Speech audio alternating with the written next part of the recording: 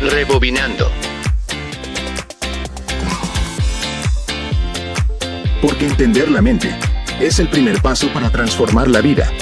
Aquí comienza tu espacio para comprender, sanar y crecer. La psicología al alcance de todos. Un puente entre lo que sentimos y lo que aún no entendemos. Descubre lo que pasa dentro de ti. Y también fuera. Porque cada mente tiene su historia. Y toda historia merece ser escuchada. La mente no descansa. Y nosotros tampoco. ¿Qué hay detrás de nuestras emociones? Hoy lo descubriremos juntos. Rebobinando.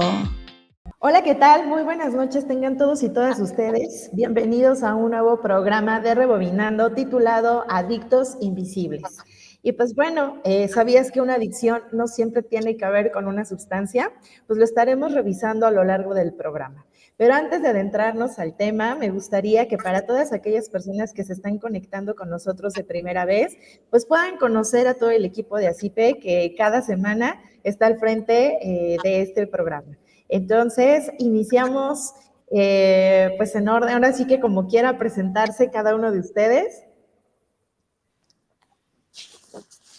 Bueno, hola, ¿qué tal? Yo soy la psicóloga Daniela y como siempre es un gusto estar aquí y espero que les interese este tema del que vamos a hablar, que son sobre las adicciones. Hola, ¿qué tal a todos? Yo soy la psicóloga Alicia Mancilla y en este caso es un programa muy diferente por la plataforma en la que estamos, pero espero que también sea de su agrado y pues nada, gracias por estar aquí.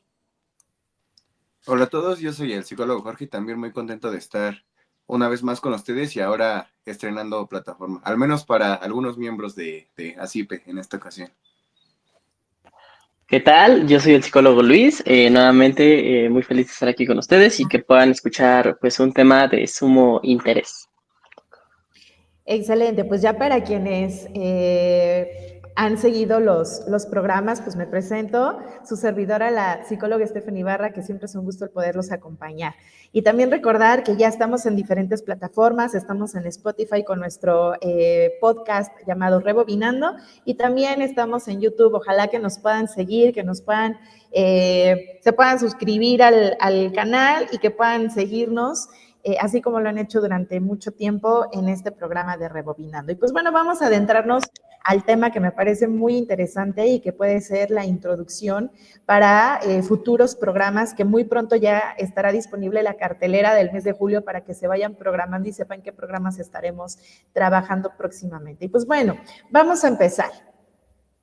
Adelante. Bien, para iniciar me gustaría comenzar hablando sobre qué son las adicciones, ¿no? Inicialmente entender qué es este punto para que podamos estar todos en sintonía, ¿no? Bien, las adicciones las podemos entender como un trastorno mental crónico y reincidente. Cuando hablamos de reincidente, hablamos de que posiblemente haya momentos de abstinencia, es decir, en los que nos abstenemos de consumir ese tipo de sustancias, y momentos en los que volvamos a recaer en su consumo, ¿no? De igual forma es importante mencionar, para la OMS, las adicciones es una enfermedad al igual que otros trastornos neurológicos o psiquiátricos reconocidos. Es decir, la adicción la podríamos poner a la par de lo que es el Alzheimer o la esquizofrenia. Así es, en este sentido, las adicciones generan un cortocircuito en el cerebro de la persona que las consume. Esto a pesar de que existan consecuencias negativas físicas, psicológicas y sociales. También es preciso mencionar que para que se hable de una adicción debe de presentarte este consumo alrededor de 12 meses, durante alrededor de 12 meses. Esto según los criterios de manuales de diagnóstico que se ocupan en los profesionales de la salud, como lo son el DSM-5 o el manual CIE.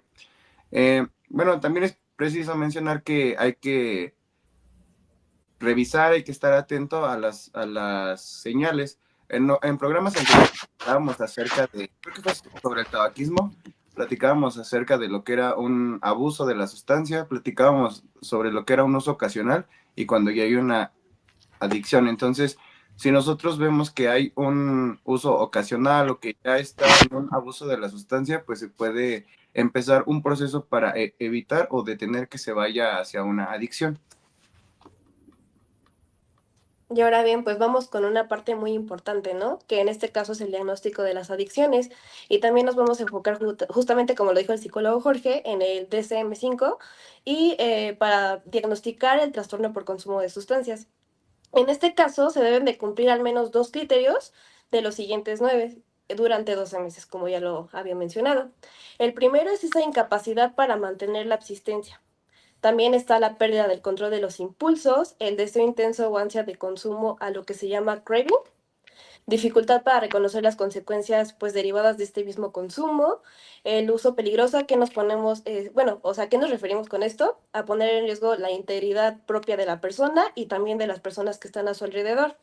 También problemas sociales o interpersonales pues relacionados con este mismo consumo, el incumplimiento de los principales roles de su consumo, tener problemas físicos o psicológicos relacionados a este mismo.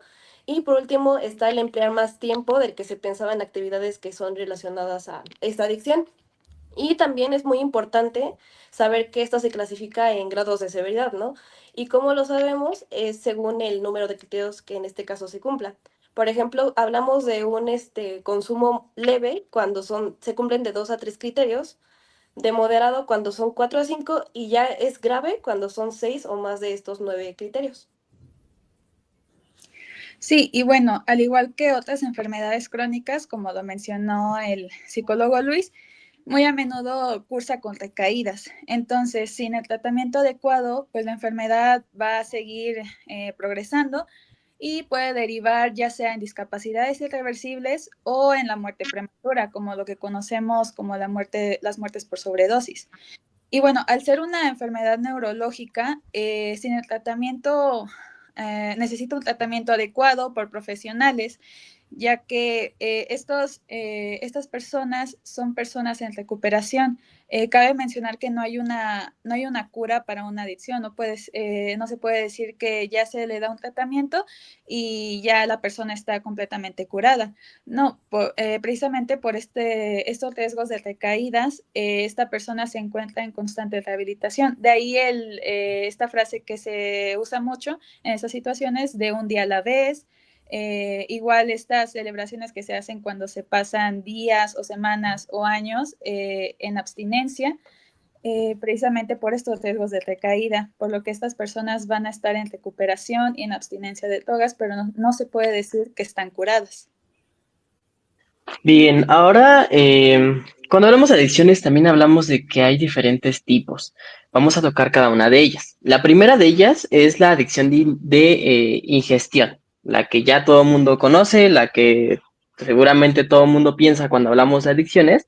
Y aquí encontramos la adicción al alcohol, al tabaco, a la marihuana, a cierto tipo de sustancias como la cocaína, el consumo de opios o sedantes, las anfetaminas, entre muchas otras. Ese es el primero y el más conocido.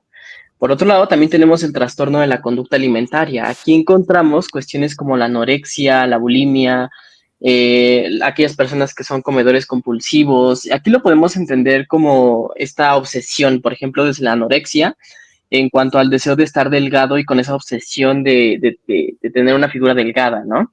De igual forma, por ejemplo, con la bulimia lo podemos ver en cuanto a los atracones y esa necesidad de comer demasiado o comer mucho y posteriormente terminarlo vomitando, ¿no? De igual forma, los siguientes dos tipos de adicciones, digámoslo así, van a hacer mención a por qué se llama adictos invisibles, ya que todas las siguientes adicciones las podemos tomar como algo completamente normal, como algo que sucede en el día a día, pero que a la larga, en función del uso que le demos a este tipo de cuestiones o este tipo de conductas, pues pueden llegar a ser patológicas, ¿no? Incluso llegando a la parte de inhabilitarnos como personas. La primera de ellas es la adicción a la conducta. Aquí encontramos cuestiones como la adicción al juego, a apostar, a estar en casinos. Aunque parezca algo extraño, aunque parezca algo muy novedoso, la realidad es que el apostar puede llegar a ser una adicción y que nos puede llegar a afectar en muchas áreas de nuestra vida. De igual forma, podemos encontrar la adicción al sexo, al trabajo, al internet, personas que son adictas al ejercicio, a la religión, incluso a las relaciones, ¿no? Todo esto lo podemos ver en función de que las personas terminan teniendo una obsesión con algún factor de los anteriormente mencionados. Es decir, de repente podemos tener personas adictas a, no sé, a cómo se ve su aspecto físico en cuanto al estar constantemente yendo al gimnasio, pues para mejorar su aspecto, ¿no? Ahora bien, tenemos otro tipo de adicciones que son las adicciones modernas. Aquí encontramos la adicción al teléfono, a la computadora, a la televisión e incluso a los videojuegos. Cuando decimos adicciones modernas, nos referimos a todos estos aspectos que han llegado junto con la tecnología, ¿no? Aquí sucede un suceso muy interesante, un fenómeno muy interesante que tiene que ver con el teléfono. Y es que, aunque parezca muy raro, la realidad es que como personas nos estamos haciendo adictas a los teléfonos, al estar constantemente checándolo, al estar constantemente revisándolo. Y eso tiene que ver con un factor que hacen los desarrolladores de los teléfonos, de las aplicaciones, que nos hacen estar constantemente checando el teléfono celular. Aquí podemos encontrar fenómenos que se pueden explicar bajo la idea del condicionamiento operante y del reforzamiento intermitente, pero no voy a entrar mucho en tecnicismos porque si no podríamos estar aquí todo el día.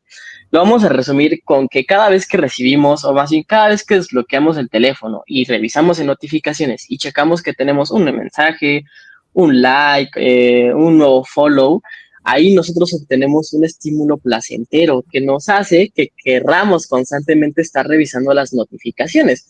De repente ese estímulo placentero lo vemos tan, digámoslo así, placentero, que nos obliga a estar constantemente revisando si ya llegó algo nuevo, si ya llegó algo diferente, qué hay de novedad, e incluso muchas veces llegamos al punto en el que no necesitamos un estímulo como la notificación, como que el celular vibre, como todas esas cuestiones, para tener que checarlo. Muchas veces ya incluso llegamos a checarlo sin ningún tipo de aviso, ¿no? Entonces, de repente, ese tipo de fenómenos, pues ocurre ya muy a menudo y en algunas situaciones puede llegar a ser incluso patológico. Y siguiendo un poco con esta línea, justamente lo que mencionas, creo que una adicción pues muy importante es la que está actualmente, que es el celular, a las redes sociales, y esto vamos a definirla a partir de dos palabras, ¿no? Que es la dopamina y la necesidad de de una validación de los demás. En este caso, pues como ya lo mencionabas, sí hay como esta sensación de placer, pero ¿con qué está relacionada? Con el neurotransmisor de la dopamina, que en este caso, por ejemplo, se activa cuando tenemos un me gusta, cuando nos comentan. Entonces, pues ahí es cuando obtenemos esta sensación de placer y esto pues va a aumentar obviamente con el uso constante de estas redes sociales. Pero igual, pues como lo mencionabas, involucra pues esta necesidad emocional de validación o pues aprobación de los demás y también como la conseguimos pues a través de estas mismas pues formas de interacciones, ¿no? Con un simple like, un comentario. Entonces, pues esto también puede derivar como a cierta ansiedad en caso de que no recibamos pues justamente este tipo de interacciones. Entonces, pues ya, para no ir tan a fondo con esto, pero sí mencionar que, por ejemplo, en casos más extremos, y hay personas que tan solo con sentir esta desconexión del internet puede generar síntomas como irritabilidad, esta angustia, incluso la sensación de vacío, ¿no? Que indica pues esta relación que no está siendo muy funcional con la tecnología. También tenemos, pues como ya lo mencionaba el psicólogo, esta adicción al trabajo. Y esta la vamos a definir a través de la productividad y el desgaste emocional. En este caso, pues muchas veces esta conducta pues se malinterpreta, ¿no? E incluso socialmente es muy premiada, ya que se confunde pues con compromiso, con productividad o incluso éxito. Sin embargo, pues esto esconde cuestiones como que no sabes poner límites con tus jefes, incluso ya no tienes esta sensación de satisfacción, pues propiamente de descansar, ¿no? Disfrutar tu tiempo libre porque estás pensando todo el tiempo en qué tienes que hacer. Entonces, en este caso, como lo mencionaba, los signos más comunes son pues esta culpa de no estar trabajando, esta incapacidad de desconectarte mentalmente pues del trabajo y esto puede generar pues a la larga trastornos de ansiedad, incluso pues esta pérdida del sentido del propio bienestar, ¿no? Entonces hay que aprender a diferenciar aquí entre trabajar con pasión y trabajar pues por compulsión, que es una clave para que llevemos como este aspecto de la vida tan importante de una manera más equilibrada. También tenemos los trastornos de la conducta alimentaria motivados por factores emocionales.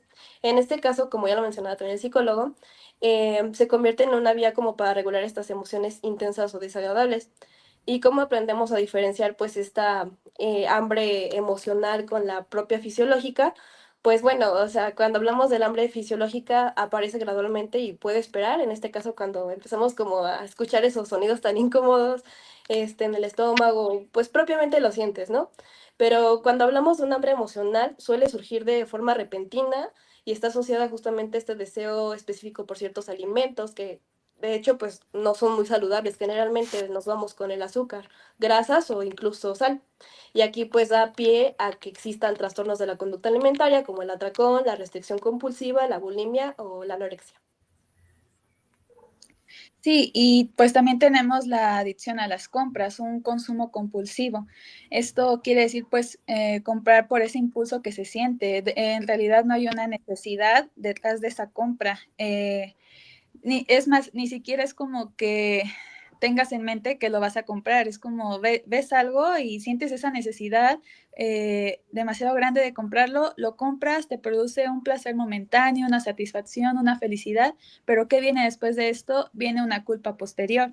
Entonces, para deshacerse de esa culpa, se vuelve a comprar, se vuelve a sentir la culpa y luego se vuelve a comprar y se queda en este círculo en el que en realidad estas compras no representan una necesidad para ti, puede que ni siquiera tenías planeado comprarlas, entonces es algo nada más por impulso y es algo que se repite y se repite. También tenemos la adicción a las relaciones amorosas disfuncionales, que quiere decir pues una relación o una dependencia emocional. Aquí se puede ver en personas que terminan una relación y no pueden estar solas por este miedo extremo que sienten a estarlo. Entonces van a otra relación, no funciona, termina, se van a otra relación. En realidad no se dan tiempo para estar solos porque les da miedo estarlos. Inclusive se llegan a sacrificar por retener a alguien, pueden poner en peligro su propia integridad, pero con tal de no estar solos lo van a hacer. Así es, pero entonces, ¿por qué se desarrollan las adicciones? En ocasiones es multifactorial, o sea, puede ser por muchísimas cosas, pero en este programa quisimos abordar un poco lo que son los mecanismos de compensación emocional y vamos a platicar también acerca de los vacíos afectivos. Estas son estrategias psicológicas que nosotros usamos cuando estamos en una situación complicada, por ejemplo, puede ser una ruptura, puede ser algún duelo de que perdiste tu trabajo, que perdiste algún familiar, cualquier situación o incluso alguna pelea con tus amigos, con cualquier familiar. No todas las personas tenemos las herramientas en determinado tiempo para abordar de manera adecuada cierta situación.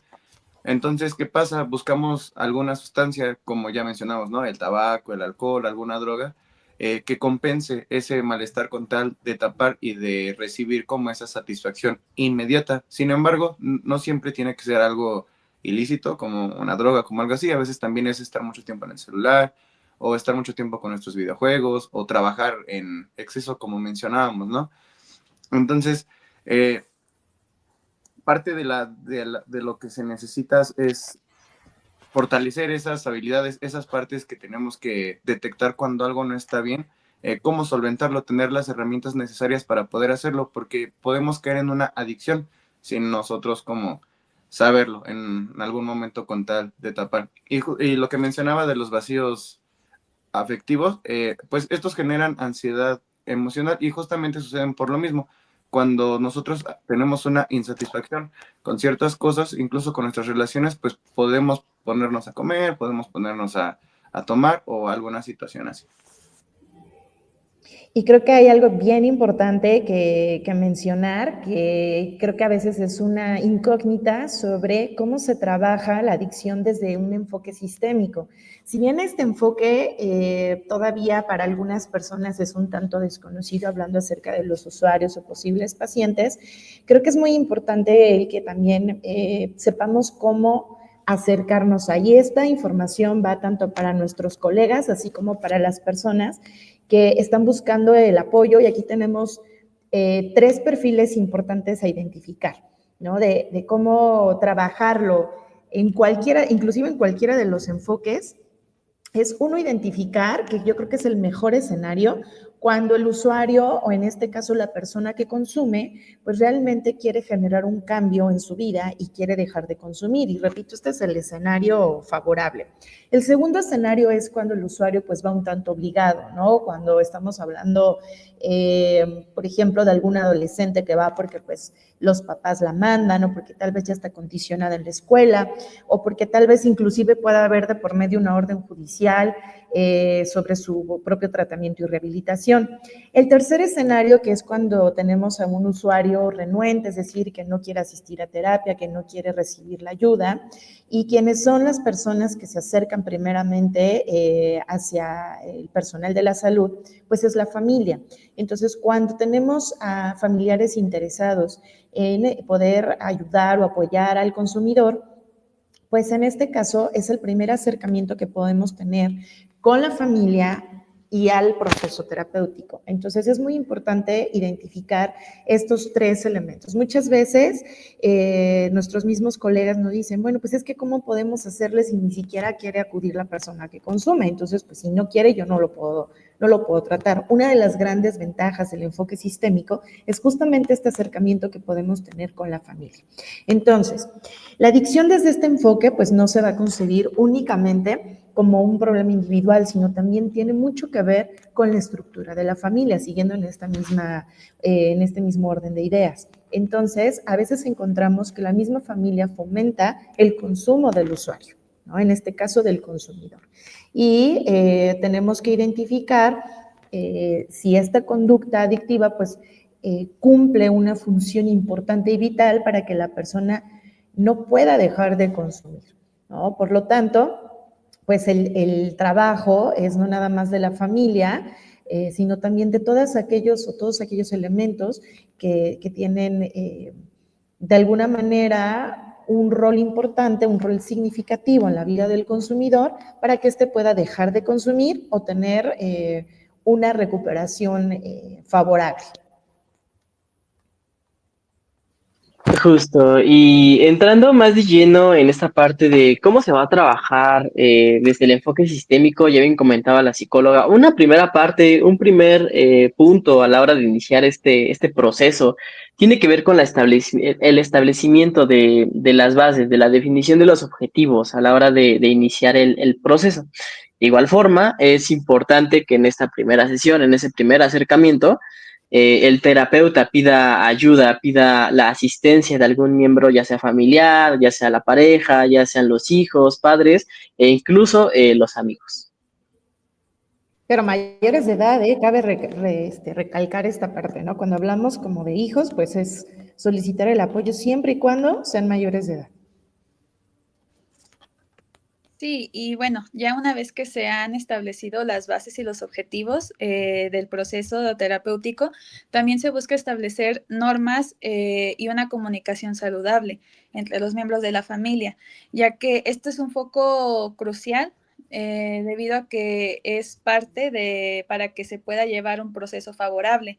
Muy a menudo en las familias que se enfrentan a una adicción, las conversaciones entre ellos se vuelven tensas o difíciles o definitivamente se evitan debido a que muchas veces pues la propia familia no sabe cómo abordarlo, no sabe qué decir, cómo decirlo, entonces o deciden por evitar esas conversaciones por completo o se vuelven muy tensas y pues desfavorecen este proceso, por lo que durante estas sesiones el terapeuta lo que hará será enseñarles una forma de comunicarse de manera asertiva, más abierta y honesta, para que pues el proceso sea lo más favorable posible, lo más ameno y pues también facilite este proceso de rehabilitación. Y vamos también con un punto clave, ¿no? Que en este sentido es identificar estos patrones y comportamientos que están siendo disfuncionales. En este caso, pues se pueden incluir dinámicas como la codependencia, la sobreprotección o la falta de límites en este sistema, ¿no? Entonces es durante esta fase en donde la familia comienza a tomar esta conciencia de estos patrones y también a trabajar pues en cómo cambiarlos. Así es, y a medida que avanzan las sesiones, el enfoque se traslada a fortalecer el apoyo entre los miembros de la familia y a poner límites saludables. También en cómo cada miembro de la familia puede apoyar de cierta forma al proceso que está viviendo la persona con la adicción, pero también a que pongan límites, porque puede, como mencionaban hace un momento, como son temas a veces un poco complicados, puede ser que se tornen en comentarios tóxicos, a veces no ayudan tanto, al contrario. Entonces, se ponen límites, se establecen ciertas pues, reglas de algún modo y se continúa con el proceso. Y una de las partes que también son vitales en este proceso y en este acompañamiento, pues es la parte de la evaluación y el ajuste del proceso, a qué nos referimos. Después de determinado tiempo, pues es importante el trabajar y el entrevistarnos con la familia y todos los integrantes involucrados para saber, pues, cuáles han sido los avances, los resultados, o inclusive si no se ha logrado como los resultados esperados, hacer un ajuste en las técnicas o en el proceso. Una de las técnicas que viene muy bien para el tratamiento de adicciones, pues es justamente la terapia centrada en el problema, ¿no? En donde pues se abordan aquellos factores, aquello que se contribuye a este consumo y que al final pues podemos hacer como esta evaluación tanto en la estructura como en la dinámica familiar. Entonces, ¿qué puedo hacer si a lo mejor te sientes identificado o identificada, ya sea como usuario o como familiar del usuario? Pues es buscar aquellas alternativas saludables, así como también pues levantar la mano y solicitar ayuda de un especialista en salud mental, un especialista también pues en adicciones, y el intentar pues ser honesto con uno mismo y también como familia ser honestos y saber cuáles son aquellas señales de alarma que pues están empezando o ya interfieren en mis actividades de la vida cotidiana. Y pues bueno, vamos a recapitular un poco para ir cerrando el programa, ¿no?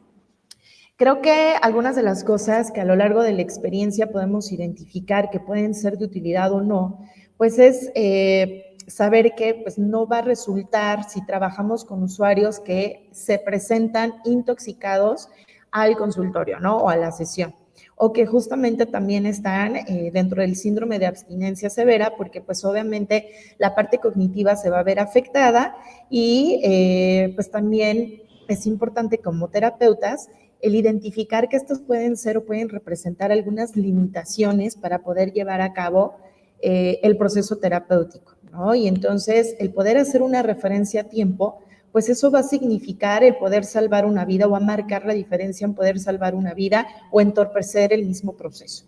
También es improductivo que si el usuario viene intoxicado y no tiene cierto nivel de conciencia sobre su padecimiento, es decir, que no reconoce que ya está en una situación de adicción, pues también, como ya lo mencionamos hace un momento, tenemos que buscar aliados dentro de los integrantes de la familia para que éste pueda participar de manera activa en el proceso, ¿no?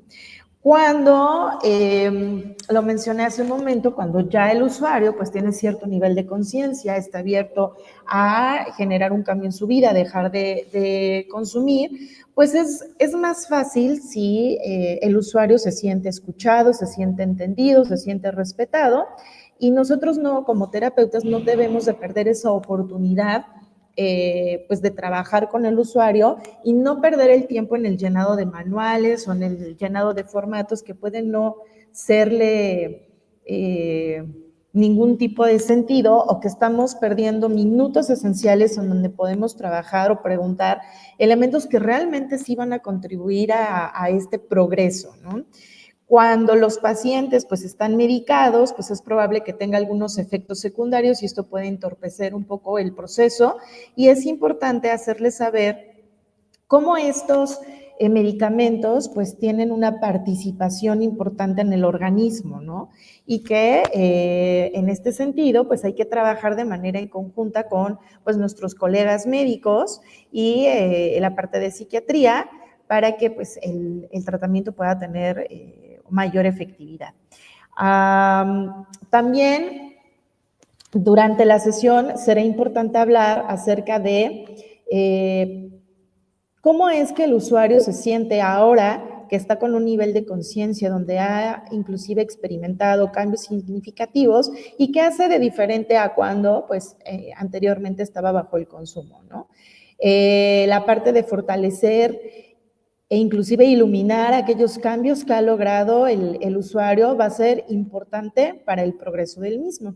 Y entonces, bajo ninguna circunstancia, y aquí es como, lo voy a poner como en rojo y resaltado, bajo ninguna circunstancia, el que podamos utilizar ningún tipo de elemento lingüístico estigmatizante, negativos o interpretativos que pueda afectar la confianza o el vínculo empático que logramos establecer con el usuario. Por ejemplo, tienes un problema, eres un adicto, es que eres codependiente.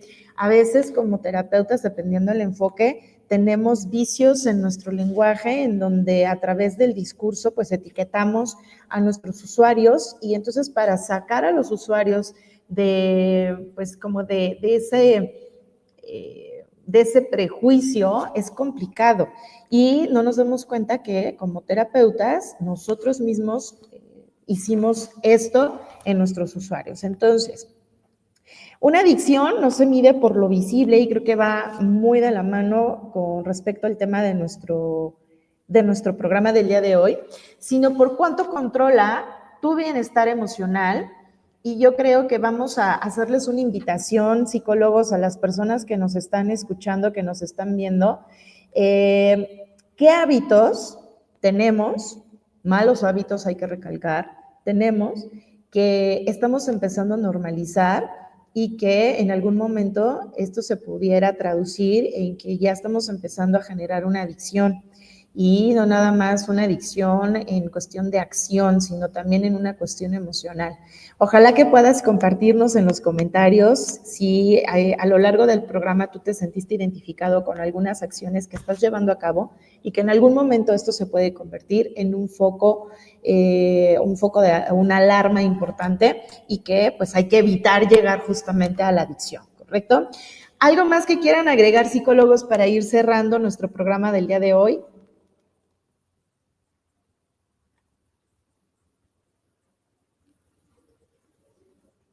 Nada, creo que lo hicimos bastante No, pues bien. sí, sí, justo.